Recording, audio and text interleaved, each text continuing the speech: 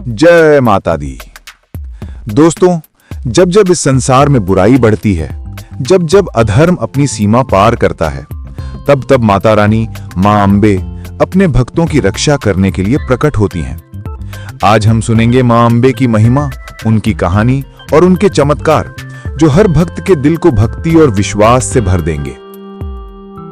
मां अंबे जिन्हें हम दुर्गा, भवानी, चंडी और शक्ति रूपा के नाम से भी जानते हैं, शक्ति और साहस की प्रतीक हैं।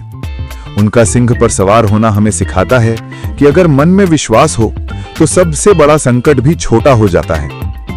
त्रिशूल उनके 3 स्वरूपों का प्रतीक है: सृजन, पालन और संहार। महिषासुर मर्दिनी की कथा। बहुत समय पहले महिषासुर नाम का एक राक्षस हुआ करता था। उसने कठिन तपस्या कर भगवान ब्रह्मा से वरदान पाया कि कोई भी देवता या दानव उसे पराजित नहीं कर पाएगा। उस वरदान के बाद महिषासुर अत्याचारी हो गया, स्वर्गलोक पर कब्जा कर लिया, देवताओं को निकाल दिया और धरती पर भी आतंक फैलाने लगा। देवता परेशान होकर भगवान विष्णु और भगवान शिव के पास गए। तब तीनों महादेव ब्रह्मा, विष्णु और महेश ने अपनी शक्तियों से एक दिव्य तेज उत्पन्न किया। उस तेज से मां दुर्गा प्रकट हुई, सिंह पर सवार 10 हाथों में शस्त्र लिए, अद्भुत तेज से चमकती हुई। महिषासुर और मां अंबे के बीच 9 दिन और 9 रात तक भयंकर युद्ध हुआ। आखिरकार 10वें दिन मां ने महिषासुर का वध किया और संसार को आतंक से मुक्त किया। तभी से विजयदशमी और नवरात्रि का पर्व मनाया जाने लगा। भक्त और मां अंबे की कृपा। कहा जाता है कि मां अंबे का दरबार खुला है।